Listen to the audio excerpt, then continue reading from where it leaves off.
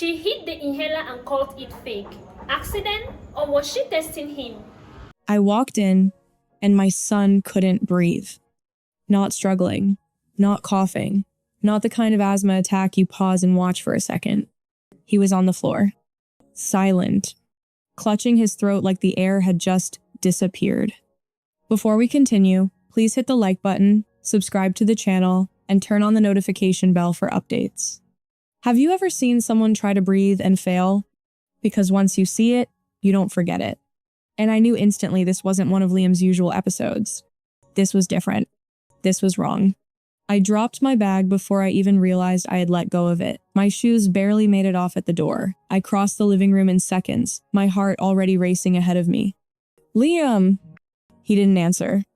His eyes were wide, panicked, locked onto me like I was the last thing tethering him to something safe. His chest was barely moving. And then I noticed something that didn't make sense. The TV was loud. Too loud. Blasting some daytime talk show like nothing in this room mattered.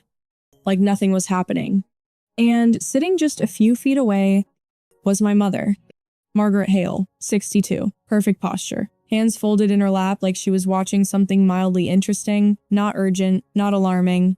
Normal. Completely normal. Mom, what is happening? She didn't even look at me right away. Just sighed. Actually sighed. Then, without even glancing at Liam, she said, "He's faking it." What? For a second, I thought I misheard her.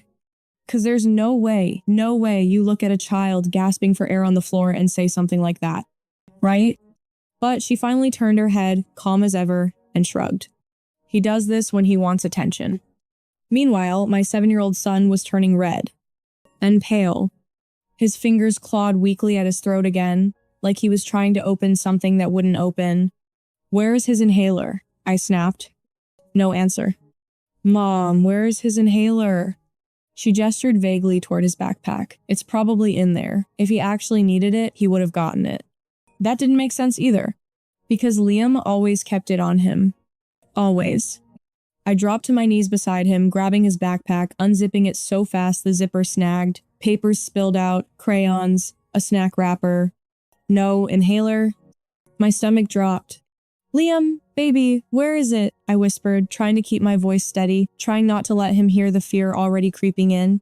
He tried to speak, but all that came out was a strained, broken sound.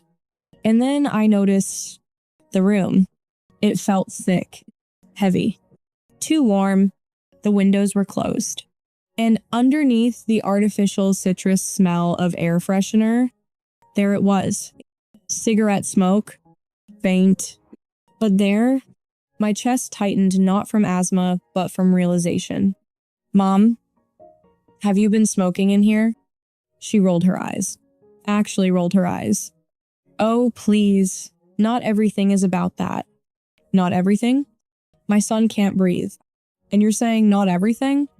I scrambled up, checking the coffee table, under the couch cushions, the kitchen counter, anywhere it could have been set down. Nothing. Behind me, the TV volume went up. A click. Louder. Like she was trying to drown it out. Drown him out. "Stop," I snapped, turning toward her. "Turn that off." But she didn't. She just looked at me annoyed now. "You're making this worse, Marissa. You always overreact." Overreact? My hands were shaking now. My thoughts racing faster than I could catch them. This didn't add up. The inhaler missing. The smoke. Her attitude. Liam's condition getting worse by the second. Something was wrong. Not just medically. Something else? Something I wasn't seeing yet. I rushed back to Liam, lifting him slightly, trying to keep him upright. "Stay with me, okay? Stay with me." His grip tightened weakly on my sleeve. And then, in the faintest, most strained whisper, he tried to say something. But I couldn't understand it. Not yet. And that's when it hit me. I didn't have time to figure it out. I grabbed my phone with shaking hands and started dialing. Because, whatever this was, it was already too far gone to handle alone. 911? What's your emergency? "My son, he can't breathe." The words came out fast. Too fast. Like if I didn't say them quickly enough, something worse would happen in the space between syllables. How old is he? 7. He has asthma. This is not normal. He's not responding. His inhaler is missing. Missing. Even saying it out loud made it feel more real. More wrong. Is he conscious? Yes, but barely. He's trying to breathe. He can't get air in. Help is on the way. Stay on the line. I dropped the phone onto speaker and pulled Liam closer, adjusting him upright the way I'd been taught. My hands moved on, instinct years of managing his condition kicking in, but my brain was somewhere else. Stuck on one question. Where is the inhaler? Liam, look at me, I said, forcing calm into my voice. Stay with me. You're okay. I've got you. His eyes flickered, unfocused for a second, then locked onto mine again. There was fear there, but also something else. Something I couldn't place yet. Behind me, I could still hear the TV. Laugh track. Applause. Bright, artificial noise filling a room that didn't match it at all. Can you check for a rescue inhaler or medication nearby? The operator asked. I'm looking, I said quickly, even though I already had. Twice. 3 times. Nothing. I glanced back at my mother. Still sitting. Still watching. Like this was background noise to her day. Mom, I said, slower this time, controlled. Did you move it? She didn't answer right away. Just shifted slightly in her seat. A pause. Too long. Then, I might have cleaned up earlier, things get misplaced. Misplaced? No, that wasn't right. Because Liam didn't misplace his inhaler, he was trained, careful. He knew how serious this was. We practiced. We drilled it. He knew. So, if it wasn't with him, then someone moved it. My chest tightened again, but not from panic this time. From something colder. Marissa, the operator's voice cut in, grounding me. I need you to stay focused. Is his breathing getting worse? I looked down, and my heart dropped. Yes, I said, barely able to keep my voice steady. Yes, it is. His breaths were shorter now, more spaced out, each one weaker than the last. Okay, I want you to listen carefully. But her voice started fading into the background as something else took over. Instinct, urgency, and a growing, undeniable realization. This wasn't just an asthma attack. This was a delay. A preventable delay.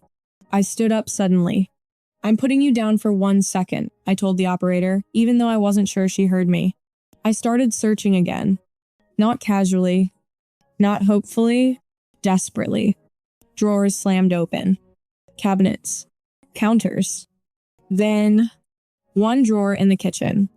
Utensils. 2 neatly arranged. Like they'd been moved recently.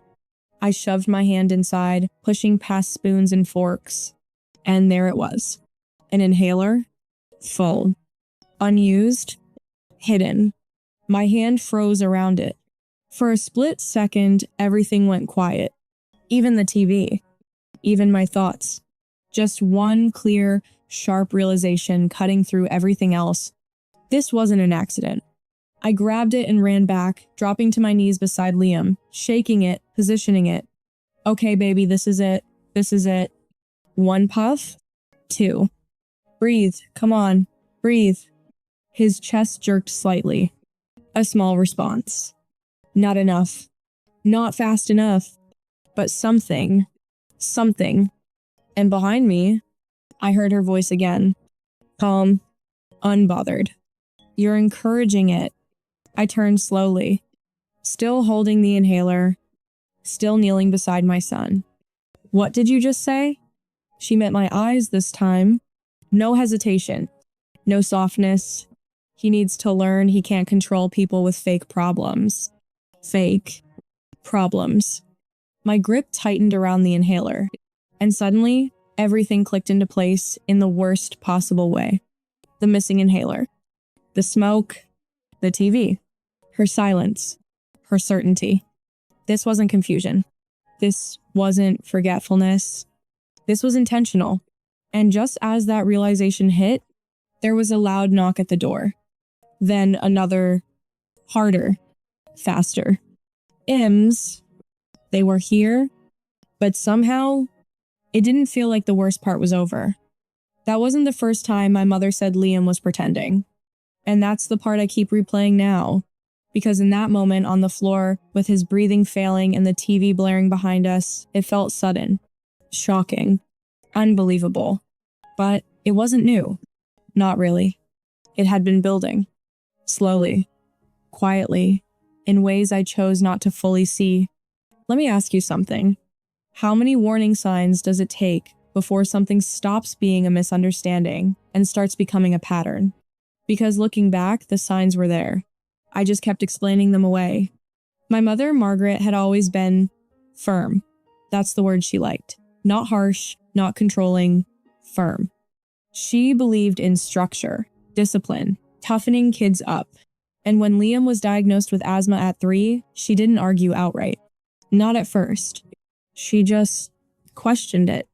Kids get out of breath, she'd say. Doctors love labels. He seems fine to me. At the time, I brushed it off. Different generation, different mindset. That's what I told myself. But then the comments got sharper. More direct. He uses that inhaler like a crutch. You're teaching him to be fragile. He knows you'll panic. That's why he does it. Does it? That question lingered longer than I want to admit. Because when someone says something enough times, even if you know it's wrong, it starts to echo. And I hated that it ever made me hesitate. Even for a second. But I never let it change how I cared for him. Never. His inhaler stayed with him. Always within reach. Always checked. Always ready. Except when he was with her. And that's the part that sits heavy now. Because I didn't leave him there often. I couldn't. Something about the way he acted after those visits never felt right. He'd be quieter. More reserved. Clingier. Sometimes. Once, after staying there for a few hours, he fell asleep in the car almost instantly, which wasn't like him. I remember adjusting the rearview mirror, looking at him, and thinking, that's strange. But I let it go. Another time, though, that one stuck. We were in the kitchen, just the two of us. He was sitting at the counter, swinging his legs, tracing circles on the surface with his finger. And out of nowhere, he said, "Grandma says I breathe fine when you're not here." I paused. Turned to look at him. "What do you mean?" He shrugged, casual, like it didn't matter. She said, "I only do the asthma thing so you don't leave me." The words didn't hit all at once. They sank in, slowly, uncomfortably. "What did you say to her?" I asked. "I told her I can't help it." "And what did she say?" He hesitated, then looked down. "She said I could if I tried harder." I remember forcing a small smile. Telling him that wasn't true, that his asthma was real, that he wasn't doing anything wrong. And I believed that. I did. But I also told myself something else, that my mom didn't mean it like that she was just being her. Strict, old-fashioned, wrong, maybe, but not dangerous. Not like this. And that's the contradiction, isn't it?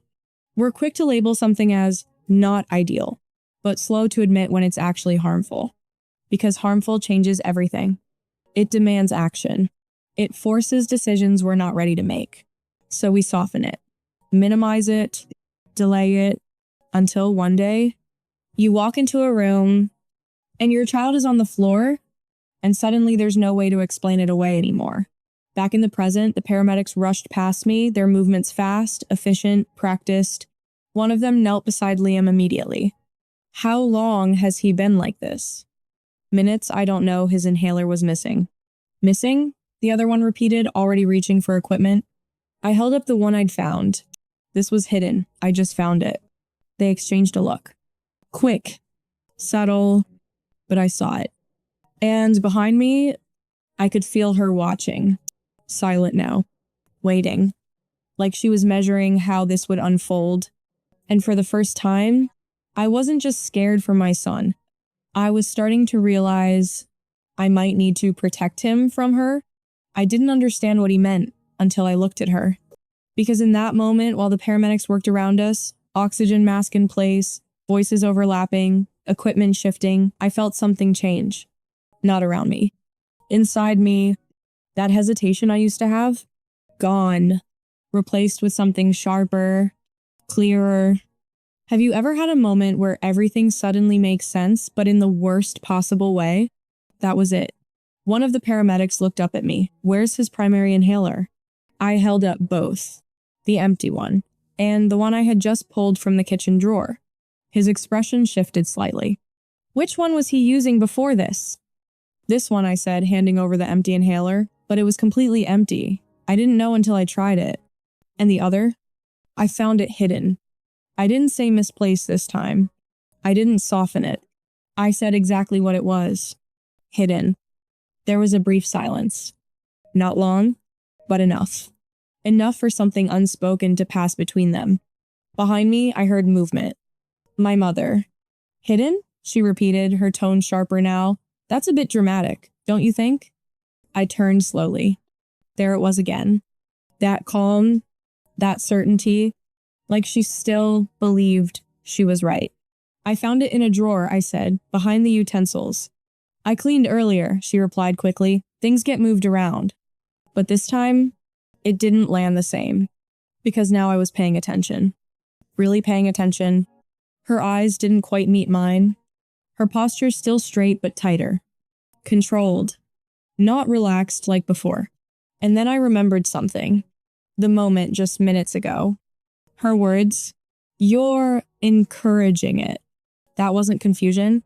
That wasn't someone who thought they'd misplaced something. That was intention. You said he was faking, I said, my voice lower now, steadier. You said he does this for attention. She exhaled, like I was the one being unreasonable. Because he does. The paramedics didn't stop working. But I could feel the shift. They were listening now. I've seen him, she continued. The second you walk in, it gets worse. That's not a coincidence. My grip tightened at my sides. He has asthma, I said. He has learned behavior, she shot back. And there it was. Fully exposed. No hesitation now. No softening. Just belief. Cold, solid, unmoving. Liam let out a strained sound behind me, pulling my attention back instantly. I dropped beside him again as one of the paramedics adjusted the oxygen. Stay with us, buddy, he said gently. His breathing was still shallow, still uneven, too slow to recover. Why isn't he improving faster? I asked, panic creeping back in. He's had delayed treatment, the paramedic said without looking up. That makes it harder to stabilize. Delayed. That word hit harder than anything else so far. Delayed meant time, lost time. Time he didn't have. And suddenly, the room felt smaller, heavier. Like every second before I walked in had weight to it now. And then I made a decision. Without overthinking. Without questioning. I reached into my pocket and pulled out my phone. Opened the camera and pressed record. I didn't announce it. I didn't warn her. I just pointed it slightly, subtly. Enough. Say that again, I said. My mother frowned. What? What you said about him faking. Her expression shifted. Not fear. Not exactly. But awareness. A flicker. You're being ridiculous, Marissa. No, I said quietly. I'm being clear. For a second, I thought she'd stop. That she'd backtrack. But she didn't. She doubled down. He needs to learn, she said, her voice firm again, louder now. You can't let him control you like this. There's nothing wrong with him that discipline wouldn't fix. The words hung in the air. Heavy. Permanent. Captured. And for the first time since this started, she went quiet after that. Because I think she realized this wasn't just between us anymore. A loud knock echoed through the house again. Sharper this time. Fire department. The paramedics moved quickly. Let's go, one of them said. We're transporting. They lifted Liam onto the stretcher. His small body looked even smaller, surrounded by all that equipment. I followed immediately. But as I reached the door, I paused. Just for a second. And looked back at her. She stood in the living room, arms crossed, TV still glowing behind her. But the volume, finally, was off. And for the first time, she didn't look certain. She looked unsure, like something had shifted beyond her control. And as I stepped out the door, following my son into the ambulance, one thought settled in, heavy and undeniable. This wasn't over. Not even close. By the time we got to the hospital, I realized this wasn't just an emergency anymore. It was something else. Something bigger. Something that doesn't just disappear once the breathing stabilizes. Have you ever gone through something intense and then, when the immediate danger passes, the questions hit you all at once? That's what this felt like. The ambulance ride was a blur of movement and sound. Monitors, instructions, oxygen levels being called out. I sat as close as they'd let me, my hand wrapped around Liam's, feeling how weak his grip still was. "Stay with me, okay?" I whispered again. This time, his eyes opened a little more. Still tired. Still scared. But there. And that was enough to keep me steady. For now. At the hospital, everything moved fast. Faster than I could fully process. They took him straight in. Respiratory team. Medication. More oxygen. Questions thrown at me rapid fire. How long was he without his inhaler? Any known triggers? Has this happened before? That one stuck. Has this happened before? No, I said quickly. But even as I said it, something didn't sit right.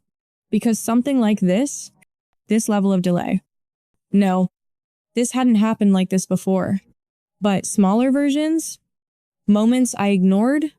I didn't answer that part out loud. Not yet. After what felt like hours, but was probably less, they finally stabilized him. Not fully recovered, but out of immediate danger. "You got him here in time," the doctor said. In time? Those words should have felt like relief. And they did. But only halfway. Because right behind them came another thought. What if I hadn't?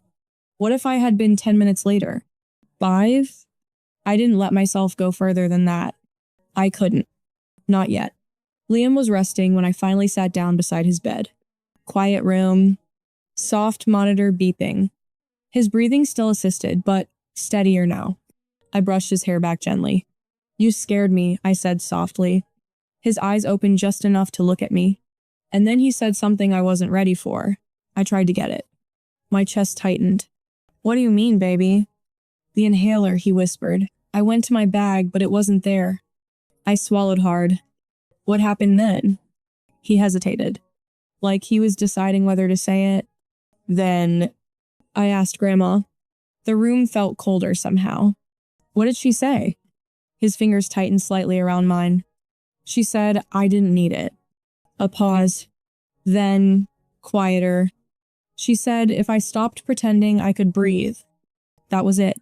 That was the moment everything locked into place. Not suspicion. Not assumption. Confirmation. Clear. Direct. Undeniable. This didn't start when I walked in. It started before that. Minutes. Maybe longer. Time where he asked for help and didn't get it. Time where it could have been stopped. And wasn't. I felt something shift inside me again. But this time, it wasn't panic. And it wasn't confusion. It was resolve. Calm. Sharp. Focused. I leaned forward slightly, keeping my voice steady. "You did exactly what you were supposed to do," I told him. "Okay? None of this is your fault." He nodded faintly and slowly drifted back to sleep. I sat there for a long time after that, just listening to the steady rhythm of his breathing, letting everything replay. Every word, every moment, every sign I ignored. Until finally, there was a soft knock at the hospital room door. I looked up. A nurse stepped in. But she wasn't alone. Behind her was someone else. Not a doctor. Not staff. A different kind of presence. Serious. Official. And the nurse said quietly, "They'd like to speak with you about what happened tonight." And just like that, I knew this wasn't staying inside the family. "They'd like to speak with you about what happened tonight." That sentence doesn't sound heavy until you're the one hearing it. Until you're sitting beside your child's hospital bed, watching his chest rise and fall finally steady and realizing someone else is about to decide what happens next. I looked past the nurse. The woman standing behind her stepped forward slightly. Mid-40s, composed, observant. Not rushed, like medical staff. Not emotional, like family. Focused. I'm Dana Reeves, she said calmly. I work with Child Protective Services. I just need to ask you a few questions. And just like that, everything became real in a different way. Not just what happened, but what it meant. The conversation wasn't aggressive. It wasn't accusatory, but it was precise, detailed. Walk me through the timeline, Dana said. So I did. From the moment I walked in to what I saw, what my mother said, where I found the inhaler, how long Liam had been struggling, at least from what I could piece together. Then I showed her the video. I didn't hesitate this time. I didn't soften anything. I just handed over the truth. She watched it without interrupting. No visible reaction. But when it ended, she nodded once. Do you still have the inhalers? She asked. Yes. Good. We'll need those documented. Then came the part that mattered most. The explanation, not guesses, not emotions. Facts, based on what I provided and what the hospital had already observed. Liam's condition wasn't just a typical asthma attack. It was classified as a severe exacerbation made worse by delayed treatment and environmental exposure. Translation? He didn't just have an attack. He had an attack that was allowed to get worse, because the one thing meant to stop it was taken away. And not by accident, by decision. My mother had removed his accessible inhaler, left him with an empty one. And when he showed symptoms, she dismissed them. Delayed response. Ignored escalation. Increased environmental triggers. Every piece lined up. Every question answered. There was no missing gap anymore. I thought I would break down when it all became official. When someone else said it out loud, confirmed it, gave it a name, but I didn't. Not the way I expected. Instead, I felt something settle. Not relief. Not exactly, but clarity. The kind that removes doubt completely. Because doubt is exhausting. Second-guessing yourself. Replaying moments. Wondering if you're overreacting. That was gone now. Replaced with certainty. I looked over at Liam, still asleep, still breathing. And that's when it hit me, not as fear this time, but as something deeper. How close this came to going differently. And then quietly, am I in trouble? His voice was small, half awake, disoriented, looking at me like he had done something wrong. That question, that's what broke something in me. Not loudly, not dramatically, but completely. I leaned forward immediately. No, I said, steady and firm. No, you are not in trouble. Not at all. He blinked slowly. You did everything right. Okay? Everything. He studied my face for a second, like he needed to be sure, then nodded slightly, and relaxed back into the pillow. That moment, that was the release. Not anger. Not even justice. Just grounding. What happened next didn't unfold overnight, but it moved quickly enough to make one thing clear. This wasn't something that would be ignored. The hospital formally documented the incident. Medical staff filed a report based on the delayed administration of medication, the environmental triggers, including confirmed smoke exposure, my statement, the video evidence. From there, it escalated. An official investigation was opened. Not informal. Not family discussion. Formal. My mother was contacted within 24 hours. At first, she denied everything. Said it was a misunderstanding. Said I was exaggerating. But evidence doesn't shift based on tone. The video alone contradicted her. Her own words. Clear. Unfiltered. And when presented with it, her story changed. Not to full accountability, but enough. She reframed it as discipline. Said she believed Liam was overusing his inhaler. That she was trying to correct behavior. That explanation didn't help her. It confirmed intent. As a result, legal action followed. I won't go into technical terms, but the outcome was clear. She was no longer allowed unsupervised access to Liam. A protective order was put in place. And beyond legal consequences, There were social ones too. Family members found out. Some were shocked. Others, less surprised than I expected. That part stayed with me, because it meant this wasn't the first time she'd crossed lines. Just the first time it couldn't be ignored. As for me, I made immediate changes. Emergency contacts updated. School notified. Childcare rearranged no matter the cost. Because some risks, you don't manage. You eliminate. 3 days later, there was a loud knock at my door. Sharp. Urgent. Ma'am, you need to open this. For a split second, my body reacted before my mind did. That same tension. That same flash of uncertainty. But then, I looked behind me. Liam was on the couch. Color back in his face. Breathing normally. Watching me. Safe. And everything felt different. I walked to the door. Steady this time. No hesitation. When I opened it, it wasn't my mother. It was an officer. Paperwork in hand.